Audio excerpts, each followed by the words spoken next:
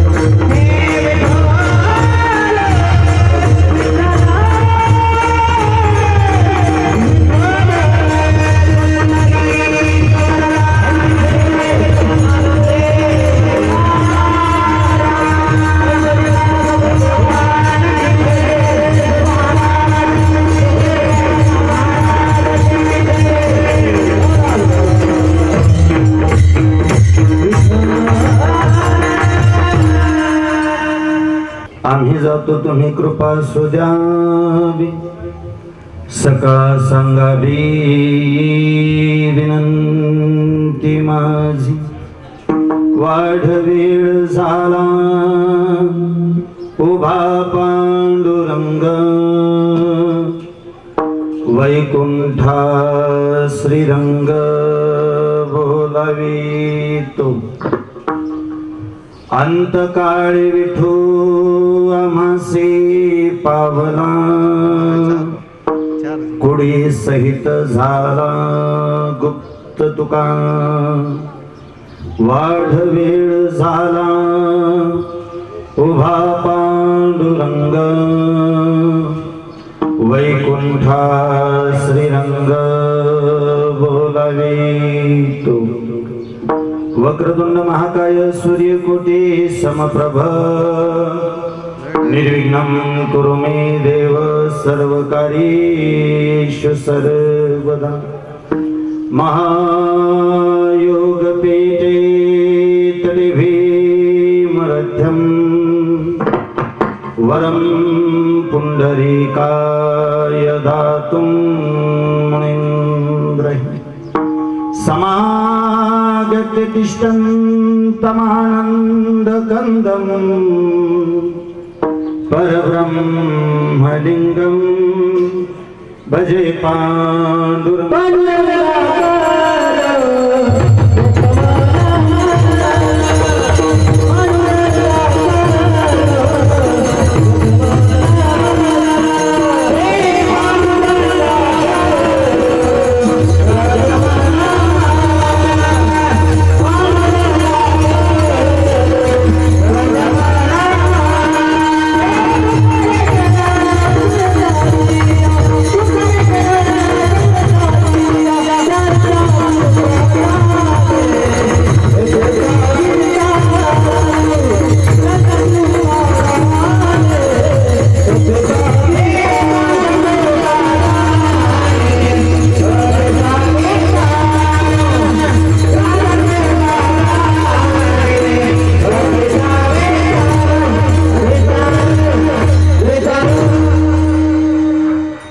पांडुरंगा करो प्रथम नमन दुसरे चरणा संताच्य त्यांच्या कृपादाने कथेचा विस्तारो बाबाजी सद्गुरु दास तुका जयाचा जनी जन्म नामार्थ झाला जयाने सदावास नामात केला जयाच्या मुखे सर्वदा नाम कीर्ती नमस्कार त्या ब्रह्म चैतन्य मूर्ती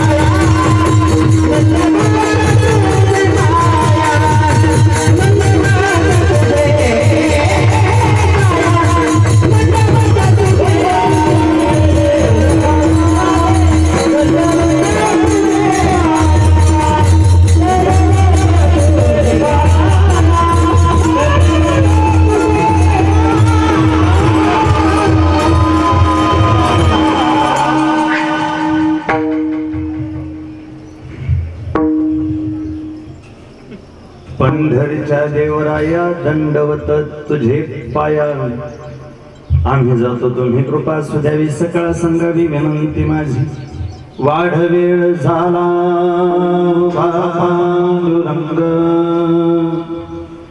वैकुंठा श्रीरंग बोलावी तू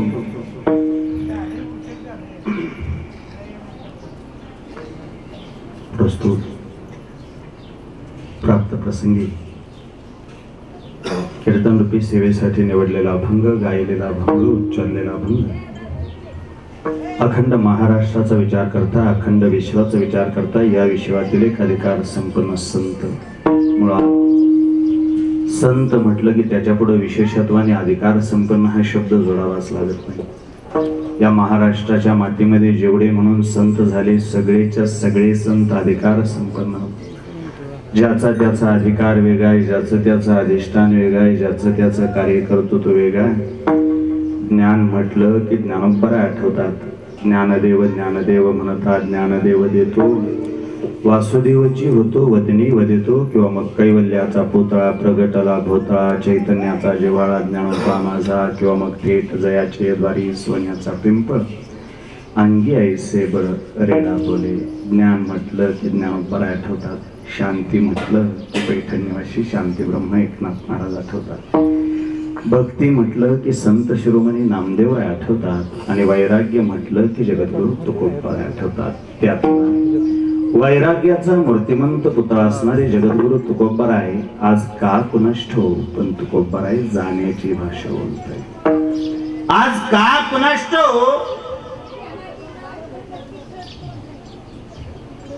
पण तुकोबा आज निरोपाची भाषा बोलतोय।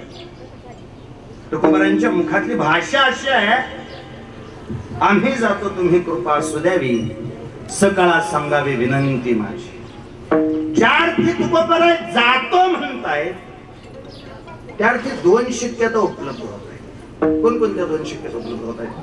ज्या अर्थी तुकोबा जातो म्हणतायत त्या अर्थी पहिली शक्यता अशी ज्या अर्थी तुकोबा जातो म्हणतायत त्या अर्थी एकतर त्यांना कुणीतरी जबरदस्तीने घेऊन चालला असेल म्हणून तुकोबा जातो म्हणत असतील नसेल तर मग तुकोबा स्वतःच्या मर्जीने निघालेले असतील म्हणून तुकोबा जातो म्हणत असतील। विचार असा मांडावा लागतो तुकोबारांना जबरदस्तीने कुणीतरी घेऊन चालला असेल असा जर विचार मांडायचा झाला तर मग तुकोबारांना जबरदस्तीने घेऊन जाईल एवढं सामर्थ्य नेमकं कोणाचं एवढी ताकद नेमकी कोणाची? महाराज सामर्थ्य बहुतेक तुम्हाला माहित नाही कोणाष्टो पण ते यमाचे किंकर आहेत ते प्रचंड निष्ठुर आहेत मारिती झोडीती तोडीती बहु निष्ठुर ते प्रचंड निष्ठुर असणारे यमाचे जे किंकर आहेत त्या यमाचे किंकर तुकोबारांना घेऊन चालले असतील म्हणून तुकोबा जातो म्हणत असतील। पण या विचाराचं खंडन करायचं म्हटलं तर बहुतेक माझ्याकडे पुरावा असा आहे यमाचे किंकर जर तुकोबारांना घेऊन जात असतील असा विचार मांडायचा झाला तर माझ्या तुकोबारांचा अधिकार एवढा मोठा आहे माझ्या तुकोबारांचं सामर्थ्य एवढं मोठं आहे। यमाच्या किंकराचा जो राजा आहे त्याला यमराज म्हणा यमाच्या किंकराचा जो देव आहे त्याला यमदेव म्हणा माझ्या तुकोबारांचं नुसतं नाव जरी घेतलं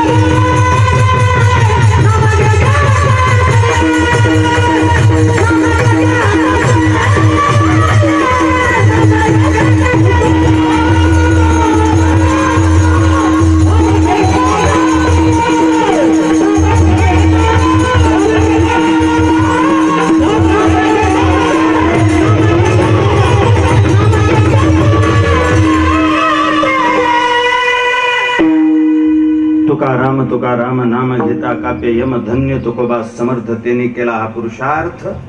ज्या अर्थी तुकोबारांचं नाव घेतल्यानंतर यमाच्या अंगावरती काटा उभा राहतो याचा अर्थ असा आहे तुकोबारांना जबरदस्तीने घेऊन जाईल एवढं सामर्थ्य निश्चितच यमाच्या किंकारामध्ये नाही. पण नेमकं जर तुकोबाराय जबरदस्तीने निघाले नसतील तर तुकोबाराय स्वतःच्या मर्जीने निघालेले असतील. आणि मला आवर्जून सांगू द्या गड्या, स्वतःच्या मर्जीनच येतात आणि स्वतःच्या मर्जीनच जातात त्यांना संत म्हणा.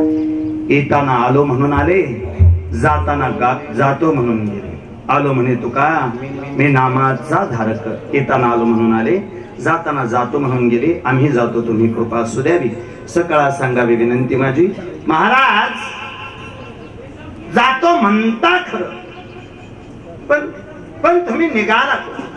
तेव्हा उत्तर सांगितलं, आम्ही जातो आमच्या गावात, आमचा राम राम घ्यावा. आम्ही आजपर्यंत तुमच्या गावामध्ये होतो, पण आता मात्र आम्ही आमच्या गावाला निघालो. आम्ही आमच्या गावाला निघालो हे सांगत असताना आम्ही विचारलो, वा तुम्ही तुमच्या गावाला निघाला असं म्हणता कसं? तुम्ही तर तसे देहूचे ना. तुकोबांनी सांगितलं, नाही लेकरांनो, तुम्हाला जरी वाटत असलं तरी तुकाराम हे माझं नाव नाही आणि देहू हे माझं गाव नाही. देश वेश नो हे माझा सहज फिरत आलो. मी इथपर्यंत सहज आलो, मी इथपर्यंत फिरत आलो. महाराज मग जर देहू हे तुमचं गाव नाही म्हणता तर मग तुम्ही नेमके कुठले? उत्तर सांगितलं, आम्ही वैकुंठवासी आलो याच कारणाशी. बोलले जे ऋषी साच भावे वर्ताया. आम्ही वैकुंठातून आलो आणि जिथून आलो तिथं आम्ही माघारी निघालो. आम्ही जातो तुम्ही कृपा असू द्यावी, सकळा सांगावी विनंती माझी. आमची विनंती अशी आहे तुकोबाराय, जर आला होता तुम्ही तर तुम्ही थोडं का होईना पण थांबायला पाहिजे होतं. का म्हणून निघाला? लेकरांनो, जावं असं कुणालाच वाटत नाही, पण जावं लागतं. त्याच्या पाठीमागचं कारण एकच आहे, वाड वेळ झाला उभा पांडुरंग, वैकुंठास रंग बोलावितो. त्या जगाच्या बापानं बोलावून धाडलं. अनेकदा का त्या जगाच्या बापानं बोलावून धाडलं की त्याला कोणतंच कारण सांगता येत नाही. जगाच्या बापानं बोलावून धाडलं की त्याला सांगता येत नाही माझं संसारात मन रमलं म्हणून. जगाच्या बापानं बोलावून धाडलं की त्याला सांगता येत नाही माझी नातवंड लहान आहेत म्हणून. जगाच्या बापानं बोलावून धाडलं की सगळं जागेवर ठेवायचं.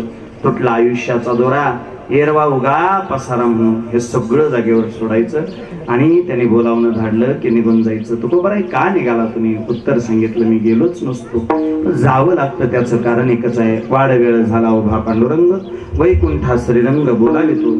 त्या जगाच्या बापानं बोलावलं म्हणून आम्ही निघालो. तुकोबाराय त्या जगाच्या बापानं बोलावलं म्हणून तुम्ही निघाला इथपर्यंत ठीक आहे, पण प्रश्न आमचा असा आहे, आयुष्यभर तुम्ही परमार्थ केला, आयुष्यभर तुम्ही साधना केली, आयुष्यभर तुम्ही भगवंताची भक्ती केली, या भक्तीचं फळ म्हणून तुम्हाला नेमकं मिळालं काय? नीट ऐका, चांगल्या गोष्टीचं फळ नेहमी चांगलं मिळतं आणि वाईट गोष्टीचं फळ नेहमी वाईट मिळतं. तुकोबाराय सांगतात, आम्ही जो आयुष्यभर परमार्थ केला त्याचं फळ मोजत असताना बहुतेक प्रपंचकाचं फळ मोजायचं झालं तर त्याच्या आयुष्यातला पैसा मोजायचा, प्रपंचकाचं फळ मोजायचं झालं तर त्याच्या आयुष्यातला पैसा मोजायचा आणि परमार्थिकाचं फळ मोजायचं झालं तर त्याच्या आयुष्यातलं पुण्य मोजायचं. प्रपंचकाचा प्रपंच किती मोठा झाला याच्यावरून त्याने आयुष्यात काय केलं हे ठरवायचं. परमार्थिकाने काय कमवलं हे मोजत असताना त्याच्या आयुष्यातला पैसा कधी मोजायचा नाही, त्याच्या आयुष्यातला नेहमी पुण्य मोजत चला. तुकोबाराय तुम्ही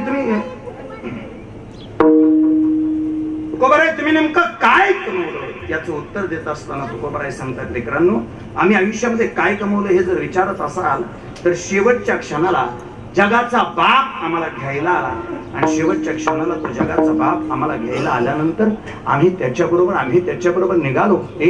अंतकाळाला आम्ही काय कमवलं हे जर विचारत असाल तर आम्हाला माहिती होतं, अंतकाळीचा सोयरा तुका म्हणे विठुधरा, या न्यायानं आम्ही त्या जगाच्या बापाबरोबर सोयरी केली, त्या जगाच्या बापाबरोबर नातेसंबंध जोडले आणि त्याचा फायदा असा झाला, अंतकाळी विठू आम्हासी पावला, पुढी सहित झाला गुप्त तुका. गेलोच नसतो पण जावं लागलं. त्याचं कारण एकच आहे, वाड वेळ झाला उभा पांडुरंग, वैकुंठा श्रंग बोलावितो. आणि त्या जगाच्या बापानं बोलावलं म्हणून आम्ही जातो तुम्ही कृपा असू द्यावी, सकळा सांगावी विनंती माझी. काहीसा या अर्थाचा 3 चरणाचा अतिशय गोड, अतिशय समर्पक, आजच्या सेवेला साजेसा असणारा अभंग. काहीसा या अर्थाचा अभंग सेवेला घेण्यापाठीमागचा परिहार नाम सेवेचं कारण, या परिवाराचं अस्तित्व, या परिवाराचं मांगल्य, या परिवाराचं पावित्र्य, या परिवाराचा सन्मान, या परिवाराचा स्वाभिमान, या परिवाराचा अभिमान, या परिवाराच्या आधाराचं तत्व. कोणताही शब्द कैलासवाशी म्हणा, वैकुंठवाशी म्हणा अथवा स्वर्गवाशी म्हणा, माझ्या पाठीमागे जो बोर्ड लावलाय त्याच्यावरून सहज अंदाज यावा. आदरणीय सहदेव गणपत शेंबडे भाऊ म्हणायचे सगळे. भाऊंचं गेल्या वर्षी देहावसान झालं, भाऊंचं गेल्या वर्षी जाणं झालं. हे एखादा माणूस आजारी असलं तर घरातली माणसं बहुतेक त्याच्याबद्दल तशी मानसिकता करून ठेवतात. एखादा माणूस आजारी असेल तर घरातल्यांना बहुतेक तशी पूर्वकल्पना येऊन जाते. पण एखादा माणूस असा अचानक निघून जातो कुणालाच कसलीच कल्पना नाही, कुणालाच कोणत्याच पद्धतीचा अंदाज नाही. दररोज जसा दिवस उगवतो तसाच दिवस उगवला. ते दोन्ही लेकर अमोलदादा असतील, विकासदादा असतील, दोघं आपल्या आपल्या पद्धतीने आपापल्या पद्धतीने कामाला सुरुवात झाली. ज्याने त्याने आपापल्या परीने कामाला सुरुवात करावी. आणि सगळी माणसं आपापल्या परीने कामाला सुरुवात केलेली असताना का कोणाष्टो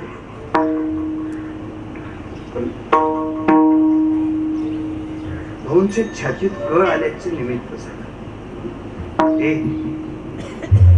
हा म्हणता सगळ्यांपर्यंत पोहोचलं भाऊंच्या छातीत दुःख म्हणून. लेकरं सैरभैर झाली. भाऊंना उचललं, दवाखान्यात नेण्याचा प्रयत्न केला. डॉक्टरांच्या समोर जेव्हा भाऊंना नेऊन ठेवलं होतं, लेकर आशेनं डॉक्टरांकडे बघत होते. डॉक्टरांना सांगितलं होते, डॉक्टर साहेब लागेल एवढे पैसे खर्च करा. आमच्या बापाचं जेवढं वजन आहे तेवढे पैसे खर्च करायची आमची तयारी आहे. फक्त इच्छा एवढीच आहे, आमचा बाप जिवंत राहिला पाहिजे. इच्छा एवढीच आहे. आजही दारात उभा राहिलं तर भाऊ म्हणून हात मारेल आमचा बाप फक्त आमच्या समोर राहिला पाहिजे. त्या दोन्ही पोरांनी प्रयत्नांची पराकाष्ठा केली. दोन्ही पोरांनी प्रचंड प्रयत्न केले. पण शेवटी काय कोणाष्ट हे असंच होतंय. माणूस आणि मृत्यू या दोघांची जेव्हा जेव्हा स्पर्धा सुरू होते, माणूस आणि मृत्यू या दोघांची जेव्हा जेव्हा स्पर्धा सुरू होती, का कोणाष्ट. पण त्या मृत्यूचा विजय होतो, माणसाला हरावं लागतं. त्या मृत्यूचा विजय होतो, माणसाला थांबावं लागतं. हे माणसं आपल्या जवळ असावीत असं प्रत्येकाला वाटतं रे. कुणाला वाटतं आपला माणूस आपल्याला सोडून जावा? कुणालाच वाटत नाही. आपली माणसं आपल्या सोबत असावीत वाटतं, आपली माणसं आपल्या जवळ असावीत असं वाटतं. लेकरांनी त्याच्यासाठी आटोकाट प्रयत्न केला हो. अचानक डॉक्टर बाहेर आले. डॉक्टरांनी सांगितलं, बाळांनो, त्या भाऊंसाठी तुम्ही दारात येऊन उभा राहिलाय, ज्या बापासाठी तुम्ही एवढा प्रयत्न करताय, तो तुमचा बाप तुम्हाला सोडून गेला. बाप सोडून गेला एवढा शब्द लेकरांच्या कानावर आला आणि एका क्षणार्धात पायाखालची जमीन सरकल्यासारखं झालं. आयुष्याचा सबंध चित्रपट नजरेसमोरून गेला. काय आठवलं नसेल. एक क्षण असा डोळ्यासमोरून तराळायला लागला. बालपण आठवलं, भाऊंनी आपल्यासाठी केलेलं कष्ट आठवलं, भाऊंनी खाल्लेल्या खस्ता आठवल्या.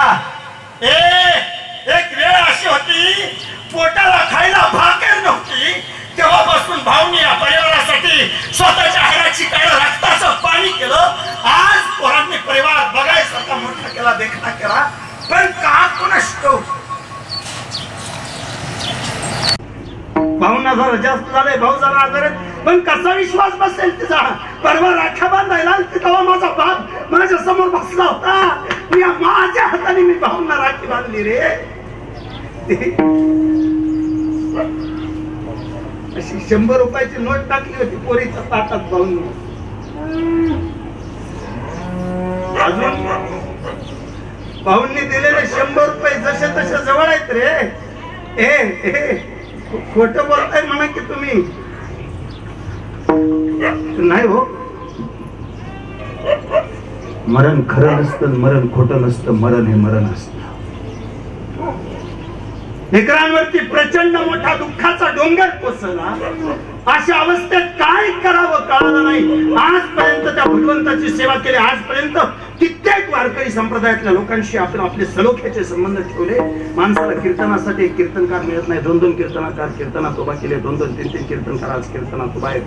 वारकरी संप्रदायावरती हलेकरांनी प्रचंड प्रेम केलंय. पण मग अचानक देव आठवला. जेव्हा सगळं आठवायचं बंद होतं तेव्हा देव आठवतो. अचानक तो देव आठवला. त्या जगाच्या बापाकडे बघितलं, त्या पंढरीश पांडुरंग परमात्म्याकडे बघितलं. त्या जगाच्या बापाला विचारलं, देवा काय चुकलं होतं तेवढं सांग ना.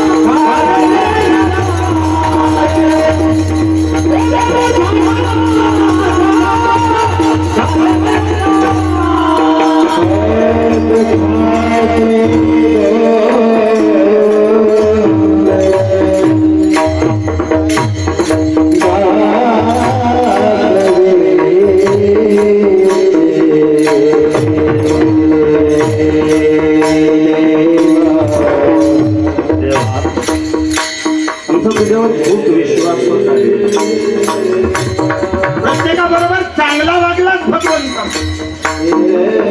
आजपर्यंत तुझ्याबद्दल ऐकताना खूप ऐकलं, कीर्तनांमधून ऐकलं. देवा देवा त्या लाखात बोला त्यासाठी ढोल वाजवणारा सावता बाबासाठी पायला बसलेला देवा.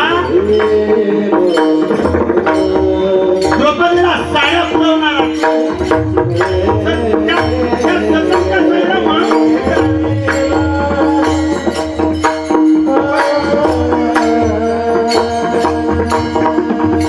आमच्या असा काळ एकदा सांग फक्त पांडुरंगा काय पुन्हा काय होणार रे. बापावर प्रेम करणं हा गुन्हा होता का? बापाला जीव लावणं हा गुन्हा होता का? बापाने केलेल्या कष्टाची जाणीव ठेवून त्या संकटाच्या छताडावर पाय ठेवून एवढं मोठं यश हे गुन्हा होता का देवा आमचा? पांडुरंगा काही करायचं एवढं नव्हतं करायचं का? कोणाशी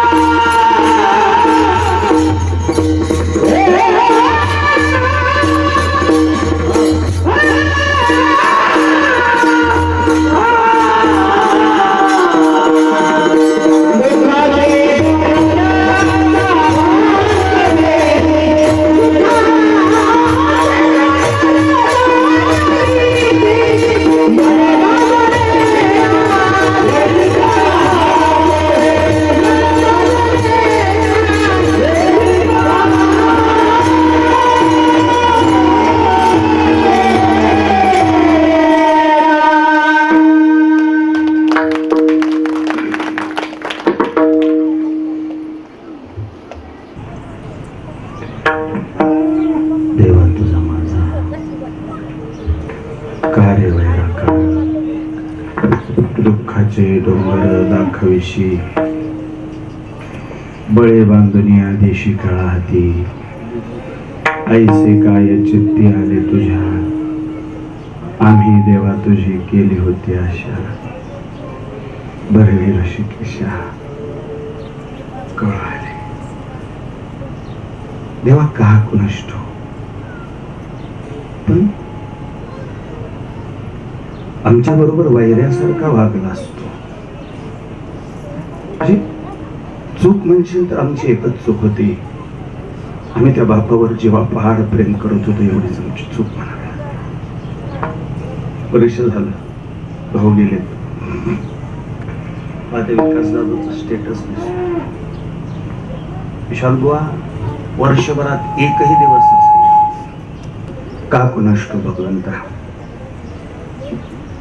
पण तू वैऱ्यासारखा वागलास सोपं बोलू का गालांडे बाबा रे बघा कोणाच्याही आयुष्यात दुःख येऊ द्यावं कोणाच्याही आयुष्यातला माणूस सोडून जाऊ द्या माणूस देवाकडे बघून रडतं एवढं मात्र निश्चित आहे माणसाला देवाची आठवण येते एवढं मात्र निश्चित आहे माणसाला देवच आठवतो एवढं मात्र निश्चित आहे ते रोज लेकरू आज मी म्हणजे आजपर्यंत जेव्हापासून भाऊ गेले तेव्हापासून आजपर्यंत मी विकास आवर्जून म्हणजे मोजके स्टेटस बघत असेल त्यातला विकासचा स्टेटस मी रोज आवर्जून बघतो एक दिवस खाडा नव्हता रोज त्याने रोज स्टेटसला भाऊंचा फोटो ठेवायचा आणि रोज त्याच्या खाली लिहायचा भाऊ आम्हाला तुमची खूप आठवण येते आज प्रत्येक पाऊलाला तुम्ही असावं असं वाटतं पण ऐका ना आपल्याला वाटतं आपली माणसं आपल्या सोबत असेल मग आपल्या मर्जीनं चालल वै दुनिया नाही चालत राहू नाही चालत तुम्ही ऐकताय म्हणून मी आणखी थोडं आवर्जून बोलू का गालांडे महाराज म्हणजे माझं स्वतःच मत असं आहे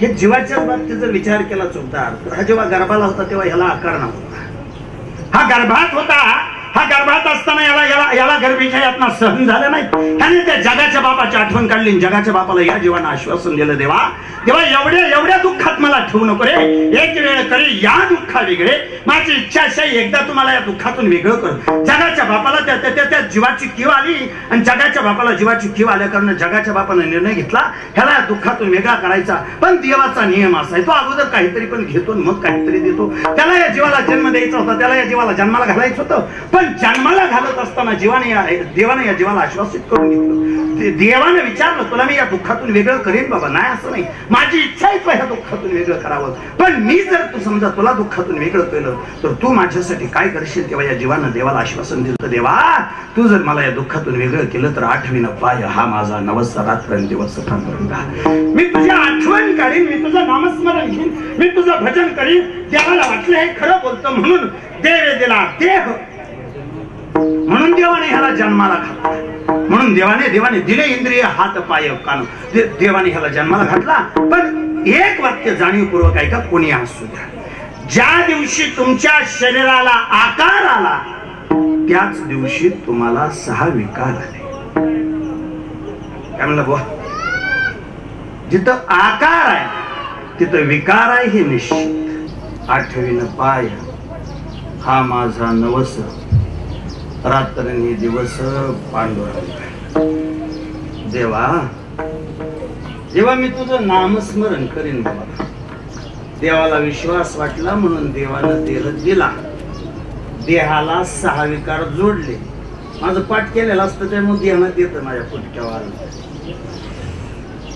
देहाला 6 विकार जोडले देवाला देहाला कोणकोणते 6 विकार जोडले शांत आहे का सर्वांचं कान करून ऐका जन्माला आला होता तोपर्यंत जन्माला आला नव्हता तोपर्यंत ह्याला विकार नव्हते ज्या क्षणाला हा जन्माला आला त्या क्षणाला ह्याला 6 विकार जोडले 6तले मधने महाराज 2 विकार मनाला जोडले 2 विकार प्राणाला जोडले आणि 2 विकार देहाला जोडले काय म्हणलं बुवा 2 विकार मनाला 2 प्राणाला आणि 2 देहाला हे कसं जोडून द्यायचं ऐका 6 विकार जोडले खरे पण 6तले 2 मनाचे विकार आहेत कोणते मनाचे जे 2 विकार आहेत त्यातला पहिला विकार आहे शोक आणि दुसरा विकार आहे मोह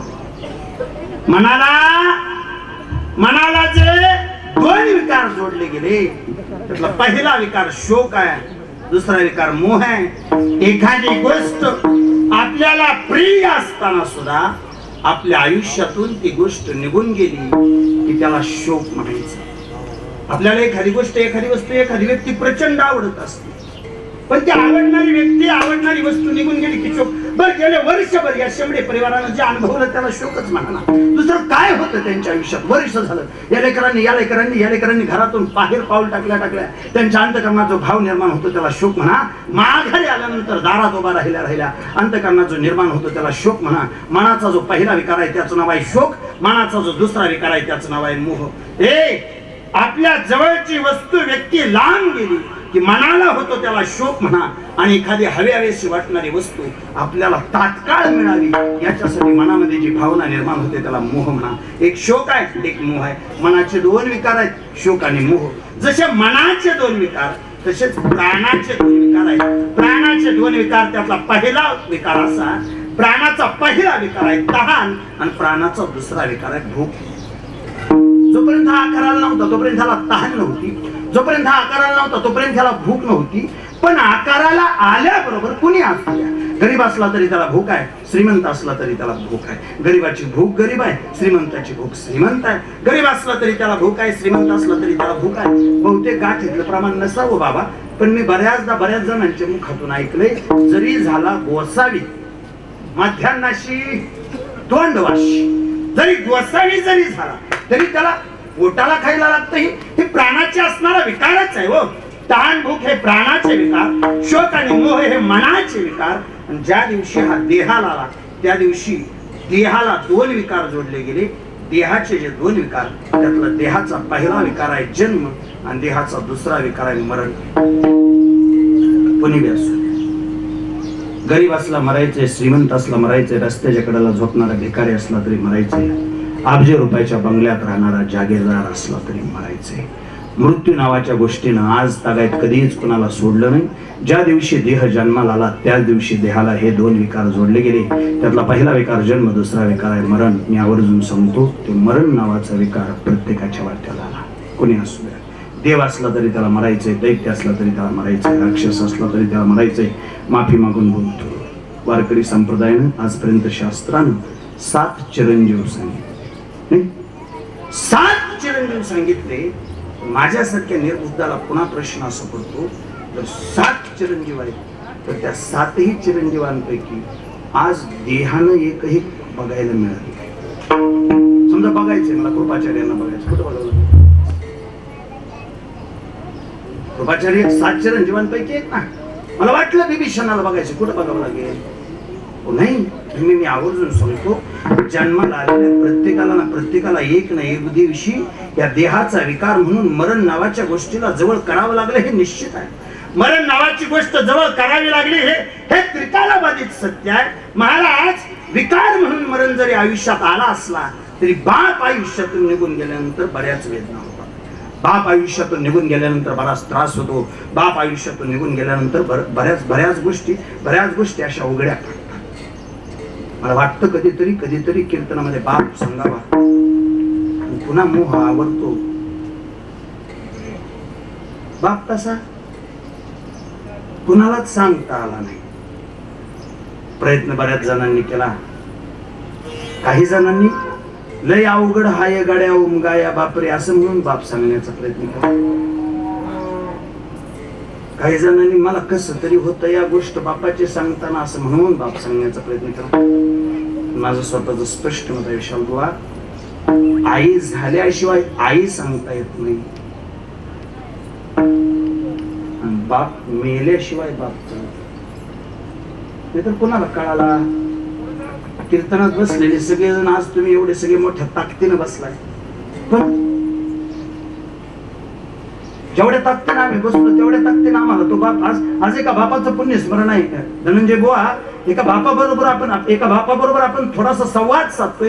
एवढं सगळं जरी असलं तरी बाप नावाची गोष्ट थोडीशी काय का म्हणा पण अंधारात राहिली. माझा थोडा आरोप आहे, माझा जाहीर आरोप आहे. काय आरोप आहे? बाप मेल्यानंतर बऱ्याच घरात आईचा सांभाळ चांगला होतोय. बाप मेल्यानंतर बऱ्याच घरात आईचा सांभाळ चांगला होतोय, पण आई मेल्यानंतर बऱ्याच घरात बापाला प्रचंड त्रास सहन करावा लागतो. हे जय दुनियाचं आजचं सगळ्यात मोठं वास्तव आहे. तुम्ही फिरणारी माणसं आहे. मला आवर्जून सांगू द्या, बऱ्याच घरात आज बाप डोळ्यात पाणी आणून बसले तो. त्याची अवस्था अशी झाली ते त्याच्या बाप नावाच्या जात त्याला का कुणाच पण आडगडीची जागा मिळाली. बाप नावाची जात जेवढी आई समजून घेतली तेवढा बाप कोणी समजून घेण्याचा प्रयत्न केला नाही. कुणाला तो समजून घ्यावा असं सुद्धा वाटलं नाही. कुणाची इच्छा झाली नाही तेवढ्या ताकदीनं तो बाप समजून घ्यायची. मी स्पष्ट बोलू का, बाप समजून घ्यायचं झालं ना. ते म्हटलं कीर्तनकाराने किती आवाज तर त्याला बाप सांगता येत नसतो. बाप समजून घ्यायचंय ना, एक काम करा. काय करू, कीर्तन संपलं का नाही, सगळी माणसं अशी फुलं टाकणार आहेत. भाऊंच्या प्रतिमेवरती फुलं पडली. निवांत कोणीतरी त्या संगीताताईंची भेट घ्या आणि संगीताताईंना फक्त विचारा बाप काय असतो ते.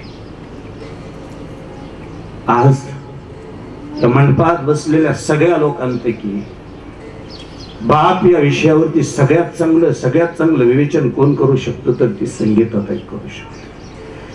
तिच्या जीवाला जो बाप गेल्या वर्षभरात कळाला तो बाप तिला आयुष्यभर कधी कळाला नव्हता. जेव्हा दारात उभा राहायची, जेव्हा भाऊ घरात असायचे, आज वर्ष झालं त्या पायरीला पाय लावते, 7 उघड्या असणाऱ्या घराकडे बघते, वाटतं तिला कुठनं तरी भाऊ बाहेर येतील, आईच का संगीता म्हणून तोंडावरून हात फिरवतील. पण माहिती आहे तो पोरगी माघारी जाताना त्या तिथपर्यंत जायचे भाऊ. लय नाही 5-50-100 रुपयाची नोट पोरीच्या हातावर द्यायचे. वर्ष झालं संगीताताई दारात येते नाही असं नाही. भाऊ भाऊजया जीवापाड प्रेम करतात नाही असं नाही. पण का कोण असतो आता घर थोडं रिक्त झाल्यासारखं वाटत.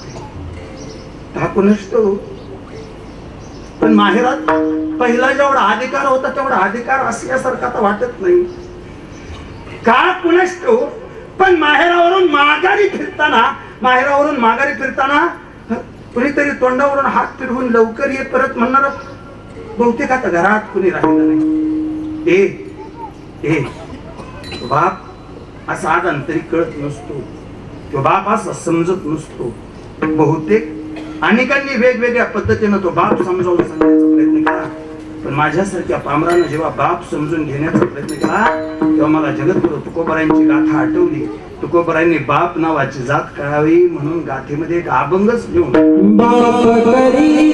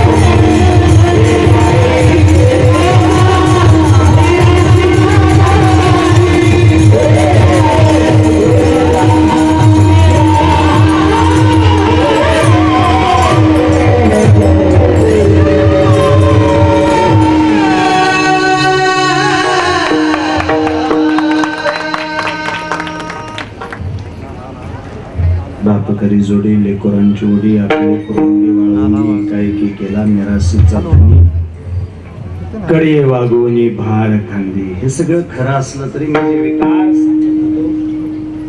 त्यातला महत्वाचा विकार असा आहे, देहाला जे दोन विकार सांगितले त्यातला एक सांगितला जन्म आणि दुसरा सांगितला पुण्य. बाप असला तरी त्या दुष्ट मरणाला बाप कळत नाही, आणि आई असली तरी त्या दुष्ट मरणाला आई कळत नाही. त्याने आज तागायत कधीच कुणाला सवलत दिली नाही. बहुतेक याची जाणीव तुकोबरांना सुद्धा झाली. जर आपण देह घेऊन आलो तर या देहाला मरण नावाचा विकार आहेच. आपल्याला कोणत्या ना कोणत्या मार्गाने पण हा मृत्यूलोक सोडून निघून जावं लागणार आहे. म्हणून का मार्ग कोणता निवडणार? शांत आहे. त्या देहूमध्ये दर एकादशीला कीर्तनाची परंपरा होती. दर एकादशीला कीर्तन व्हायचं. तुकोबराय कीर्तन ऐकायला बसायचे. हा म्हणता कीर्तन ऐकायला बसणारे तुकोबराय टाळ घेऊन उभा राहायला लागले. पुन्हा पुन्हा तुकोबराय ध्रुपद म्हणायला लागले. पण व्हायचं असं, एखादा कीर्तनकार कधी कधी कीर्तनाला उपस्थित राहत नसायचा, आणि मग देहूवाल्यांची जी परंपरा होती दर एकादशीला कीर्तन, ती परंपरा खंडित व्हायची. पण सगळ्या गावाने एकत्र येऊन तुकोबरायांना विनंती केली, बुवा म्हणे तुम्ही असं पण कीर्तनात ध्रुपद म्हणायला उभा राहता, इच्छापेक्षा तुम्ही असं का करणार? म्हणे काय करावं, तुम्ही कीर्तन का करणार? गावकऱ्यांनी विनंती केली आणि एकादशीच्या निमित्तानं तुकोबराय कीर्तनाला उभा राहिले. तुकोबरायांना कीर्तन करायला लावलं होतं. पण अडचण अशी झाली, कलंदे बाबा कीर्तन करता करता तुकोबराय कीर्तन जगायला लागले. मी आवर्जून सांगतो, कीर्तन करणं खूप सोपं आहे, कीर्तन जगणं खूप अवघड आहे. 4-2 गोष्टी पाठ केल्या, कीर्तनात मांडल्या, कीर्तन केलं, म्हणजे आपण मांडलं ते जगणं ही भयंकर कठीण गोष्ट आहे. हो, भोले तैसा चाले त्याची वंदावे पावले, या न्यायानं तुकोबराय जसं बोलत होते तसंच जगायला लागले. पण काही लोकांनी त्रास दिला. शेवटी समाजाच्या त्रासाला कंटाळले, आणि काही माणसं समाजाच्या जाचाला, समाजाच्या त्रासाला कंटाळली की ते थांबण्याचा निर्णय घेतात, ते जाण्याचा निर्णय घेतात. तुकोबरायांनी जायचा निर्णय घेतला. बहुतेक कारण असं घडलं, त्या शोभा कासाराची आणि शोभा कासाराच्या पत्नीची भांडणं. कशासाठी? शोभा कासाराची पत्नी म्हणे, शोभा कासार तुकोबरायांची टाळकरी. शोभा कासाराची पत्नी म्हणे, जाऊ नका हो त्या बुवा बरोबर कीर्तनाला. कोणाबरोबर? तुकोबरायांबरोबर. का? जाळोनी संसार बैसुलोंगणी ही त्यांची अवस्था आहे. संसाराच्या नावे घालून शून्य वाढता हे पुण्य धर्म केला, ही त्यांची संसाराची अवस्था आहे. ज्या बुवानं स्वतःच्याच संसाराची राख रांगोळी केली, पाखरं राखायला बसवलं तर हातात गोफण घ्यायचं सोडून ते बुवा पाखरं राखायला बसताना त्या पाखरांसाठी पाणी घेऊन बसला, आणि शेवटी त्या बुवांबरोबर फिरतात. त्या बुवांबरोबर फिरण्यापेक्षा त्या टोलला 100 त्या बुवा बरोबर फिरण्यापेक्षा म्हणजे जाऊच नका त्या बुवा बरोबर. हे बघा, पण शोभा कासारांना सांगितलं होतं, लक्ष्मी नाव होतं पत्नीचं, लक्ष्मी तुला माझ्याबद्दल काय तक्रार असेल ती तक्रार असू दे, तू तुझी तक्रार माझ्या जवळ बोल, फक्त माझी इच्छा अशी. बुवाला एकही शब्द बोलायचं नाही. माझं आजही मत आहे, फक्त शोभा कासाराचंच तसं मत होतं असं नाही. आज वारकरी संप्रदायात जगणाऱ्या आम्हा सगळ्यांचंच मत एवढं आहे. तुम्हाला एखाद्या कीर्तनकाराचं नाही पटलं, त्या कीर्तनकाराला तुम्ही काही आदवा बोला. एखाद्या कीर्तनकाराचं नाही पटलं, तुम्ही त्या कीर्तनकाराचा वैयक्तिक अपमान करा. पण वारकरी संप्रदायाचा अपमान होईल आणि वारकरी संप्रदायातल्या संतांचा अपमान होईल असं कधीच शब्दही बोलू नका. असा कधी शब्दही बोलू नका. शोभा कासाराला राग आला, सांगितलं समजून, बुवांना काय म्हणायचं नाही. पण बायकोच ती ऐकते काय नाही. शेवटी तिने आदवा तत्व बोलायला सुरुवात केली, आणि तिने आदवा तत्व बोलायला सुरुवात केल्यावर शोभा कासाराला राग आला म्हणून शोभा कासारांनी खाड आता हे फक्त चोपदार ऐकायचं सोडून द्यायचं, असलं मनावर घ्यायचं. बायको ऐकलं, बायकोने आपलं ऐकलं नाही म्हणून तिच्या कानाखाली द्यायचा, आता आपला धडा राहिला. आमच्यात तर परवा दिवशी 3000 आल्या. आलं अरे वा, आता आपला धडा आहे का हाणायचा मारायचा. आता 3000 आल्या ते. आपल्याला कीर्तन नसल्यावर त्याच 50 रुपये जगायचा. आता पर्याय नाही त्याच्यामुळे राहिलंच नाही ना. पण शुभा कासाराला राग आला. शुभा कासार होता. शुभा कासाराने खाड दिशी कांशीला दिली आणि खाड दिशी कांशीला दिल्यानंतर बिचारीने मनात एक गोष्ट ठरवली, त्या बुवासाठी मला मारलं काय, त्या बुवासाठी मला मारलं. जर त्या बुवासाठी मला मारलं असेल तर एक दिवशी मी ती बुवाच मारून कटरचला. आणि मला सांगू द्या, जी माणसं बदल्याच्या भावनेने पेटलेली असतात ते किती खालच्या पातळीला जातील सांगता येत नाही. एकदा का माणसाच्या मनात बदल्याने आग घेतली, मग तेवढ्यासाठी तो माणूस किती खालच्या पातळीला जाऊ शकतो. फक्त त्यांनी ठरवावं गड्या आपल्याला ह्या गोष्टीचा बदलाच घ्यायचा. उलट मी 1000 वेळा सांगतो, एखाद्याचा बदला घेण्यापेक्षा स्वतःलाच बदला घेण्यात आयुष्य बरबाद घालवण्यापेक्षा बरं माहिती बी नाही हो किती क्षण बंगूर आहे. माहिती बी नाही कधी जायचंय. समोरच्याला संपवण्याचे स्वप्न बघता बघता कधी आपण संपून जाणार आहे आपल्याला माहित नाही. कधीतरी आपल्या आयुष्याचा शेवट होणार आहे ही जाणीव नसल्यासारखी माणसं जगायला लागली. पण पाखरासारखी चाललेत माणसं आपल्याला. पण का कोण असतो आम्ही त्या गोष्टीची तेवढी जाणीव न धरतात जगायला लावून तिने ठरवलं बदला घ्यायचा. ज्या बुवासाठी मला मारलं त्या बुवालाच मारून टाकेन. आणि तिने साळसूतपणाचा आव आणला, गोड बोलायला सुरुवात केली. बुवांना सांगितलं, तुकोबरायांना सांगितलं, अहो म्हणे तुम्ही शोभा कासारांना सांगितलं, अहो म्हणे तुम्ही रोज तुकाराम बुवाची कीर्तन ऐकता, आमच्यासारख्याने कावाभर बुवांचं कीर्तन ऐका. म्हणले मग काय करू, असं का करू ना, आपल्या लोह गावातच एक दिवशी बुवाचं का कीर्तन ठेवलं. तुकोबरायांना वाटलं एका कानाखाली निघून आला. बुवांना आदवातात बोलणारी बिचारी बुवांचं कीर्तन ऐकते म्हणते. मग त्या शुभा कासाराने धावत जाऊन तुकोबरायांना विनंती केली, बुवा आजचं कीर्तन देव होत नाही करायचं, मग आजचं कीर्तन लोहगावला करायचं. बरं त्याला काय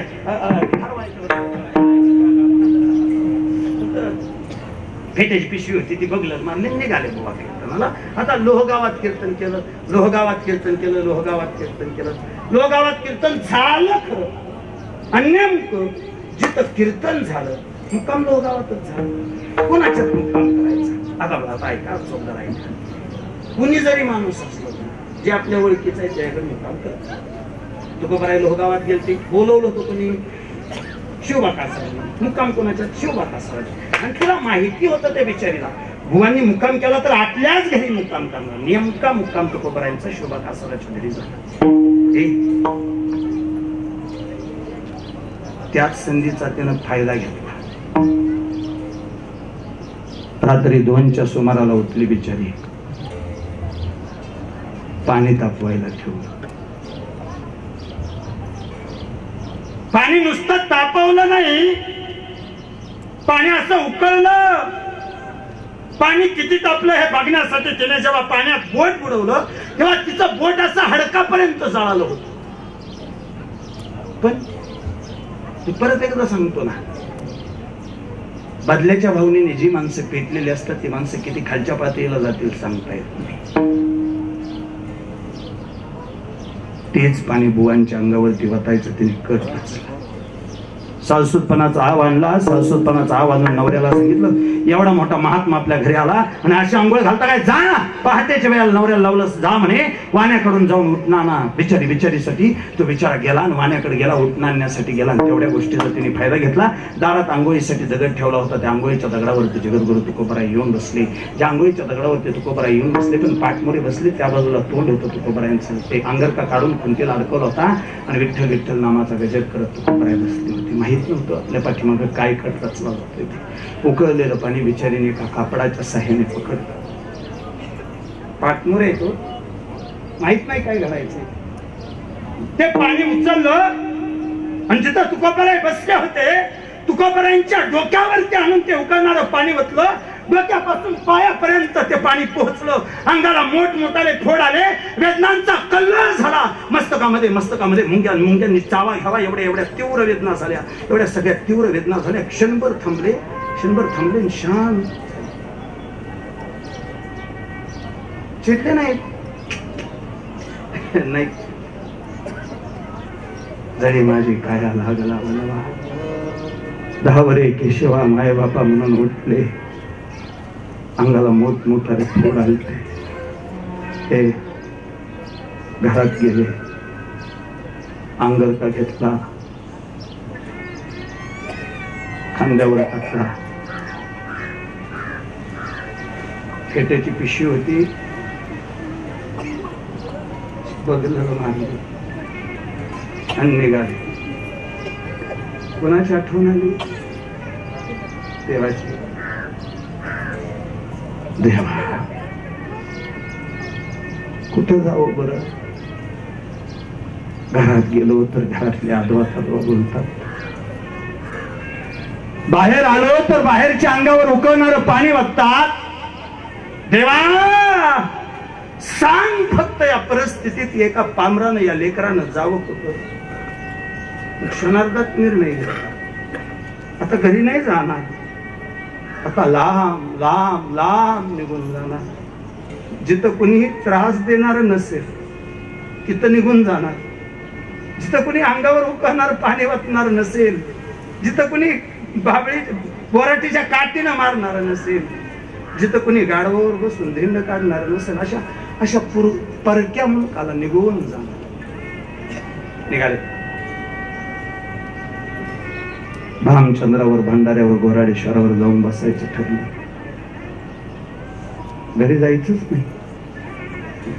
पण भंडाऱ्यावर जाणारी वाट नेमकी दारातून गेली. दारापर्यंत आले.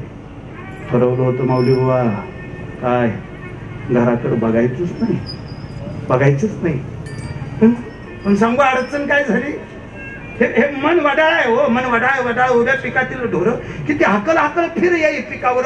जिथं बघायचं नाही म्हणलं तिथं आवर्जून मन जातं. ते मनाचा स्वभाव तसा आहे. ठरवलं होतं घराकडे बघायचं नाही, पण दारात न जाताना सहज घराकडे नजर गेली आणि तुळशी वृंदावना शेजारी भागीरथी बसली. भागीरथी मुलगी, लेक, कन्या. प्रत्येक बापाचा सगळ्यात मोठा जर समजा भावनेचा कोपरा कोणता असेल तर ती त्याची पोरगी आहे.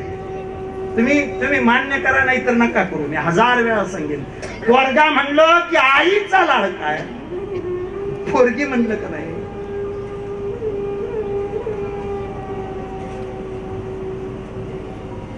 ती दोन्ही पोरं तिथं लांब उभा राहिली. अमोल दादा, विकास दादा, मी इथून विचारतो, फक्त खरं सांगायचं गड्या, भाऊंनी जास्त जीव कुणावर लावला? तुम्हा दोघांना का संगीतात आईला? हे तुम्ही किती करा ना, तुम्ही असं वाटायचं एकदा फक्त भाऊने आपल्या बरोबर गोड बोलावं, एकदा फक्त भाऊने तोंडावरती हात फिरवावा. पण का कुणास ठाऊक भाऊच्या तोंडावरती हात फिरवण्याचा मान प्रत्येक वेळी त्या संगीतात आईलाच गेला.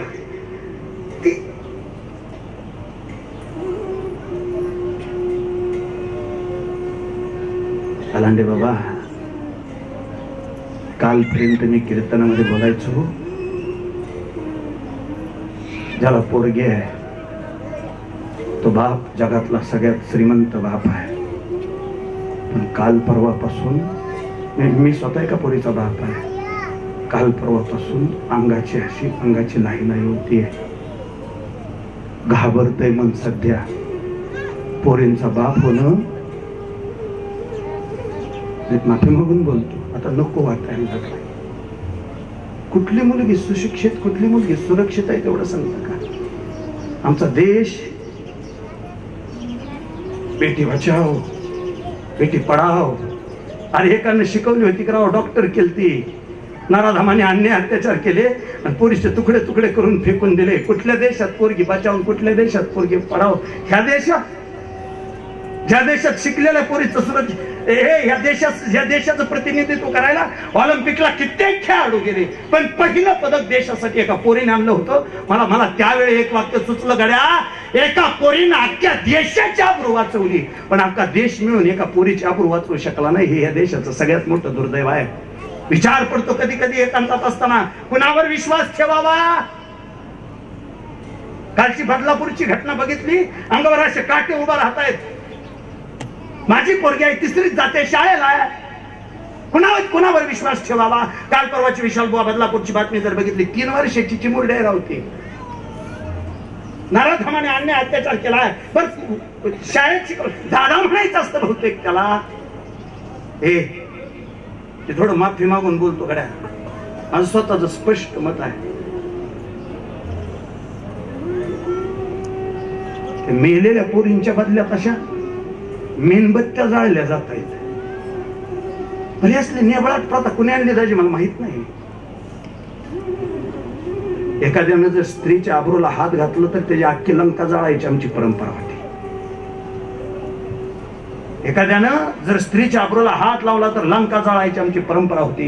एखाद्यानं जर स्त्रीच्या आबरूला हात लावला तर निधड्या छतानं त्याच्या छतावर पाय देऊन उभा राहून त्याचा संहार करण्याची आमची परंपरा होती. या मेणबत्तीचं नेबळात पण कुणी आणलं मला माहित नाही. माझं स्वतःचं जाहीर मत आहे. मी कीर्तनात बोलतोय, एवढं प्रक्षेपक बोलायची माझी गरज नाही, पण लाईव्ह असताना सुद्धा मी एवढं धाडसाने बोलतोय. मला आवर्जून सांगू द्या, एकदाच मेणबत्ती जाळण्याऐवजी अत्याचार करणारा चौकात जाळून बघावर फरक पडला तर पडत नाही हो. काही जास्त धडधड करताय लेकरू, घरी असतो आपल्याला करमत नाही राहो. पण कुठल्या वयाची पोरगी सुरक्षित म्हणायचं? दारात दारात भागीरथी बसली होती आणि तुकोबारायांनी भागीरथीकडे बघितलं आणि नाही जायचं घरी म्हणत होते. पोरीच्या पुढे जाऊन उभा राहिले. बाप आहे तो काय करतो? भागीरथीने बघितलं, बाबा आले म्हणून उठली. तुकोबरायांच्या कमरेला कडाडून मिठी मारली आणि भागीरथीनं तेवढ्यात हाक मारला, आई आई बाबा आले ग. जिजापर्यंत बातमी पोहोचली. दारात आली, बघितलं बुवा दिसले. बुवांकडे बघितलं आणि जिजा चिडली, कडाडली, या आला का? जर असंच वागायचं होतं तर कशासाठी संसार केला म्हणते मी. असंच वागायचं होतं तर कशासाठी पोराबाळांना जन्म घातला बुवा? अहो असं का करना? असं जर देव देव देव देव करत हिंडायचं होतं तर एकदा 20 आनंद पाजा आम्हाला म्हणजे समाधान होईल तुमचं. हे बोल, हे तुमच्या बरोबर बोलतो मी. तुम्ही बहिणी आहात माझ्या, तुम्ही आई आहात माझ्या. माणूस असं बाहेर ना आला की लगेच असं चिडत जाऊ नका, थोडा अंदाज घ्यायचा. घडायचे नाही. कदाचित बाहेर लय त्रास झालाय म्हणून विसाव्यासाठी तो बिचारा घरी आला असेल. कदाचित समाजाने खूप खूप त्रास दिलाय म्हणून मायेचा ओलावा मिळावा म्हणून तो कदाचित घरी आला असेल. समाजाने त्रास द्यायचा, घरातल्यांनी त्रास द्यायचा नाही. माणसाला जगू वाटत नाही.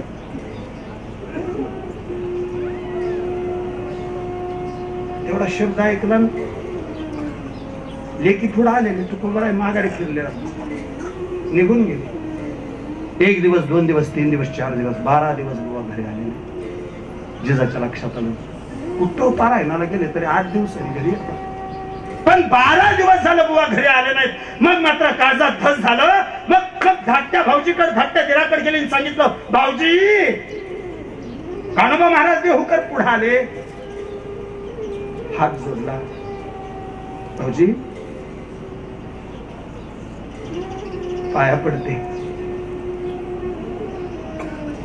12 दिवस झालं बुवा घरी आले नाही. बुवांना तेवढं घेऊन या. परत चिडायची नाही म्हणावं, रागवायची नाही म्हणावं, बोलायची नाही म्हणावं, कधीच भांडायची नाही म्हणावं. तुम्ही तेवढं माघारी या. मी तुमच्या बरोबर बोलतोय. मला फक्त एवढ्याच प्रश्नाचं उत्तर द्या. चिडायची नाही म्हणली, रागवायची नाही म्हणली, बोलायची नाही म्हणली, भांडायची अजिबात नाही म्हणली. पण म्हणली कावा? असताना म्हणली का तुकोबाराय गेल्यावर म्हणली?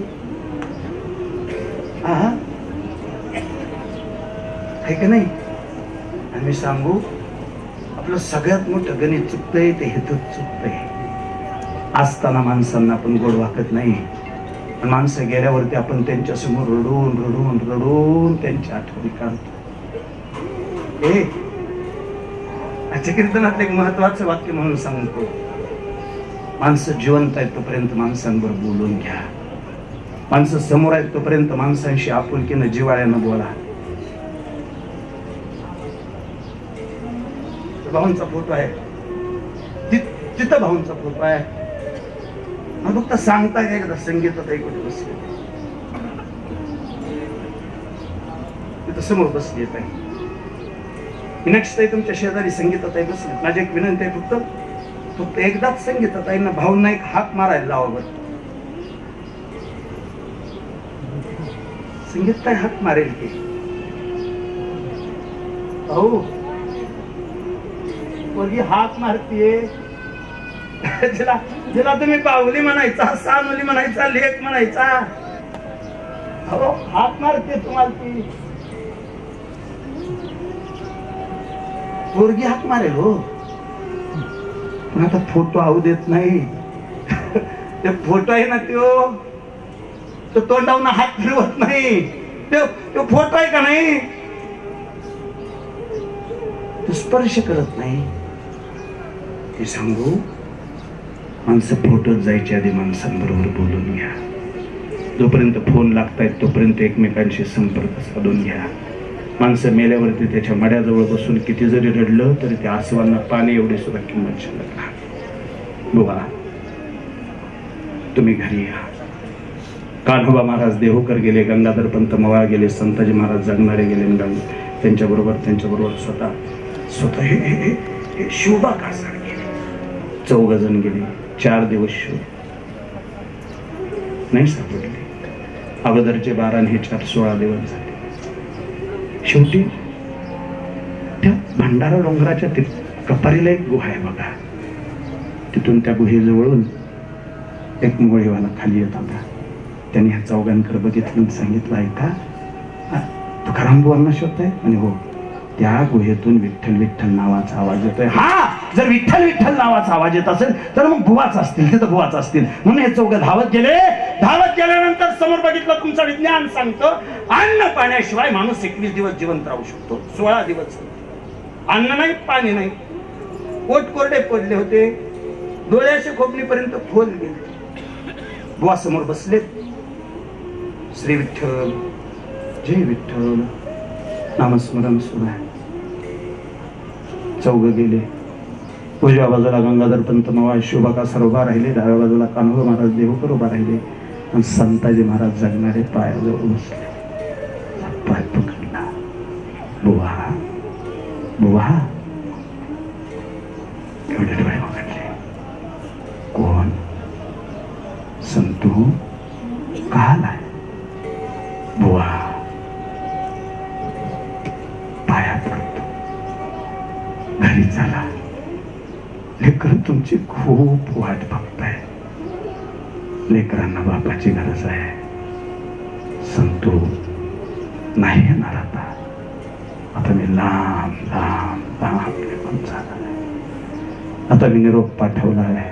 तुम्ही संकाधिक संत, मनविता कृपावंत, एवढा करा उपकार. देवा सांगा नमस्कार. तुका म्हणे मजा आठवा, मूळ लवकरी पाठवा. मी त्या जगाच्या बापा बरोबर निघून जाणार आहे. मला घ्यायला तो जगाचा बाप येणार आहे. बुवांचे शब्द ऐकले आणि गरुडावर बैसोनी माझा जगाचा बाप तुकोबरायांजवळ खांद्यावर हात ठेवला आणि विनंती केली, बुवा बुवा चला. आणि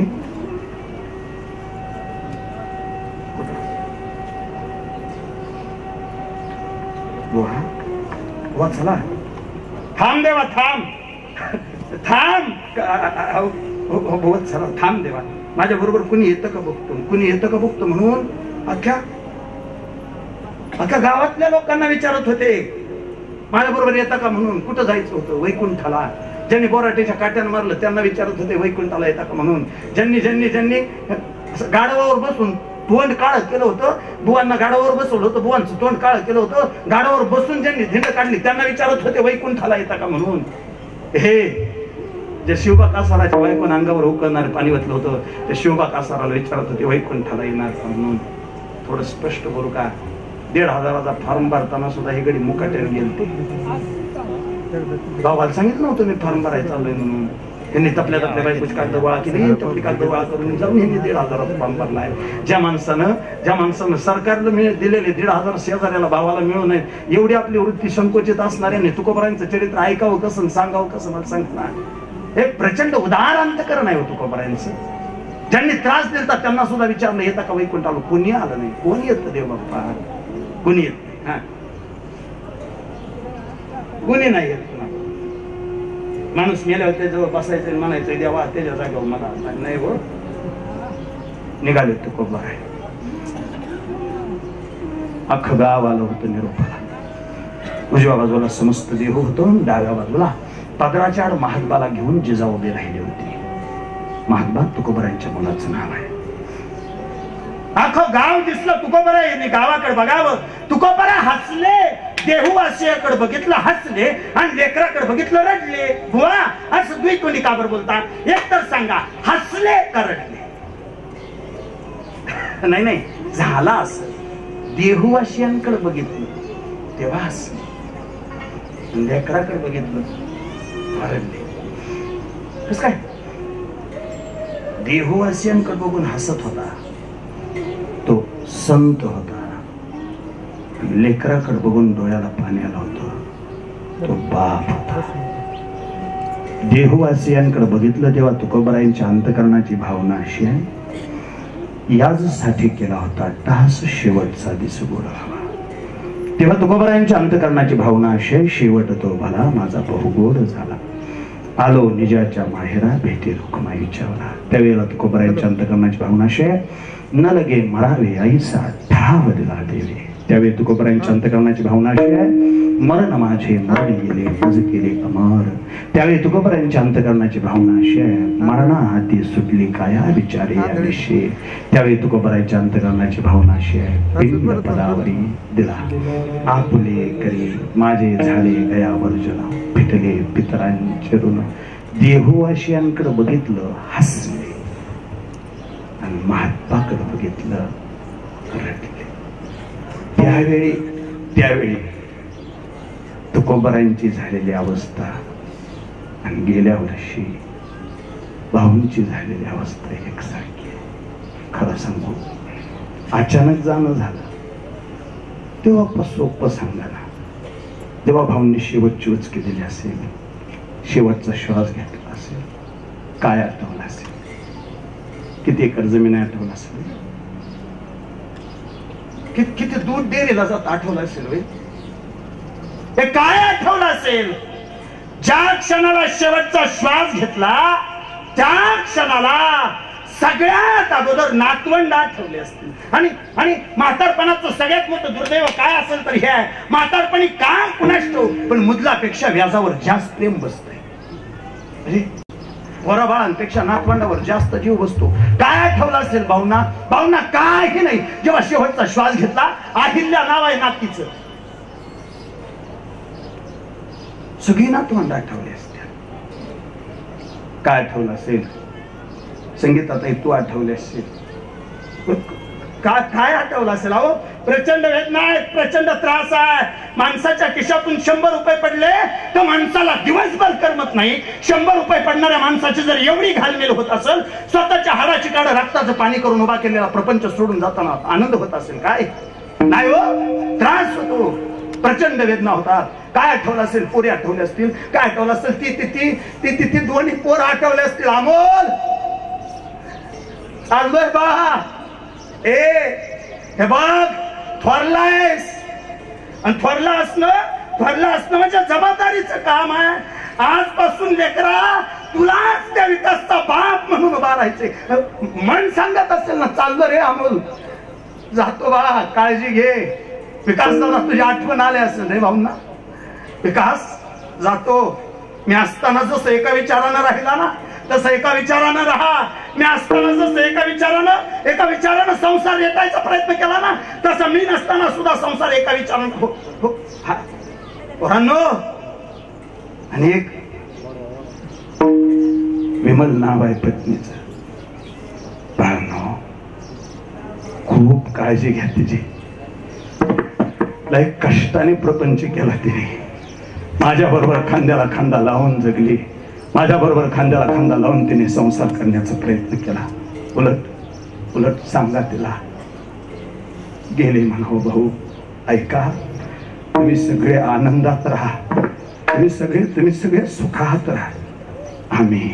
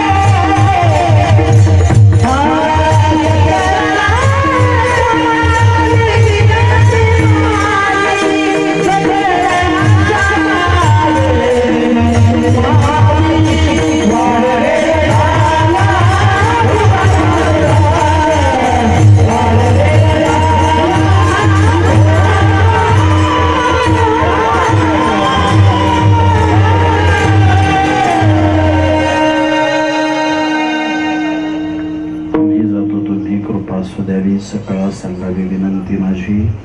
वाड वेळ झाला उभा पांडुरंग वैकुंठा श्रीरंग बोलावितो. गेलोच नसतो पण त्या जगाच्या बापानं बोलावून धाडलं म्हणून जातो. महाराज, ज्याने तुम्हाला बोलवलं, ज्याने तुम्हाला हाक मारले, त्या देवाचे नाव सांगता का?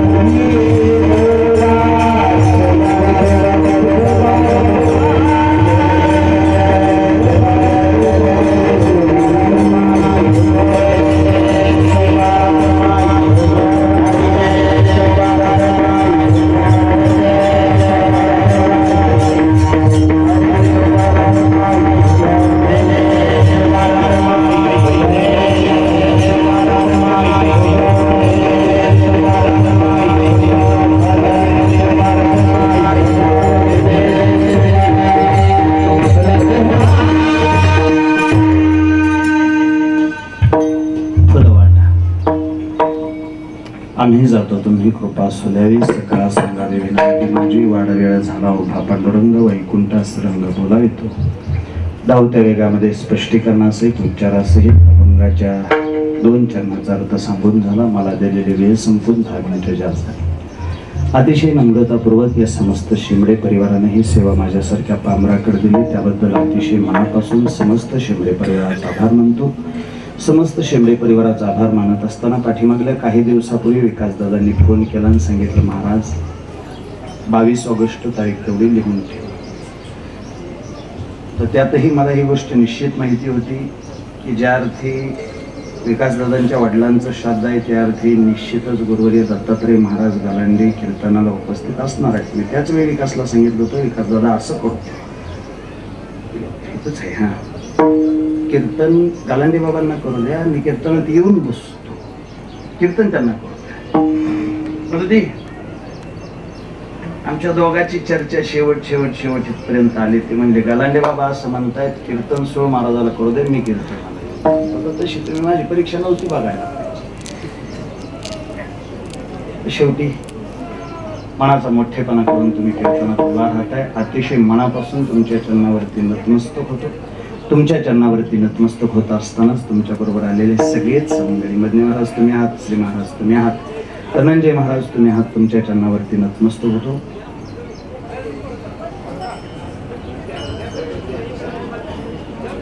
सुरेश महाराज बोले, श्रेयश महाराज, वा नाही त्यासाठी टाळ्याच वाजवायच्या. त्याने मला आवर्जून सांगितलं, अतिशय गोड आणि समर्पक मृदंग वाजवते. समर्पक ह्याचा अर्थ दोघांनी मृदंग वाजवत असताना जे गोडवा, जो लागवीपणा पाहिजे, जी समयसूचकता पाहिजे. लय जण लय धाडधाड वाजवायला आलं पण समयसूचकता जमली नाही. एवढ्या लहान वयामध्ये त्याच्याकडे समयसूचकता. दादा अतिशय मनापासून तुझ्या चरणावर नतमस्तक होतो. ह्या क्षेत्रातलं, ह्या भागातलं हे मोठं नाव म्हणून उद्या उदयाला येईल एवढं मात्र निश्चित आहे. त्याच्या चरणावरती नतमस्तक होतो. त्याच्या चरणावरती नतमस्तक होत असताना विनिकरी बाबा, त्याचबरोबर चोपदार तुमच्या चरणावरती नतमस्तक होतो. माझ्या समेत आलेले जे सवंगडी, मी विचारलं होतं तरी गालांडे बाबा बरोबर कोणी येणार आहे का, नाही म्हटले गालांडे बाबा एकटे येणार आहे. म्हणून मग तुम्ही एकटे येणार आहेत म्हटल्यानंतर मग माझ्याबरोबर आणखी यांनी बरंच नियोजन केलं, बऱ्याच गोष्टी केल्या. शेवटी जे लोक माझ्याबरोबर आज कीर्तनाला आले, मृदंग क्षेत्रातलं मोठं नाव इंदापूर तालुका भूषण. खरं तर इंदापूर तालुक्यात मी 1000 वेळा कीर्तनात सांगतो. इंदापूर तालुक्यानं महाराष्ट्राला मोठे कीर्तनकार दिले. इंदापूर तालुक्यानं महाराष्ट्राला मोठे गायनाचार्य दिले आणि इंदापूर तालुक्यानं महाराष्ट्राला मोठे मृदंगाचार्य दिले. त्या मृदंगाचार्याच्या यादीतलं मोठं नाव सन्माननीय विशालजी महाराज जाधव. मनापासून तुमच्या चरणावरती नतमस्तक होतो. गायन क्षेत्रातले 2 मोठी नावं, सन्माननीय माऊली महाराज पौळकर, सन्माननीय दीपकजी महाराज पवार, दोघांच्याही चरणावरती नतमस्तक होतो. सिस्टमले दादा तुमचा अतिशय मनापासून आभार मानतो. त्यांचा आभार मानत असताना माझ्या समवेत आलेली ही लहान लहान लेकरं, अशी 100 लेकरं सध्या माझ्याकडे शिक्षण घेत आहेत. अतिशय प्रामाणिकपणे त्यांचा सांभाळ करतोय, अतिशय प्रामाणिकपणे जपण्याचा प्रयत्न करतोय.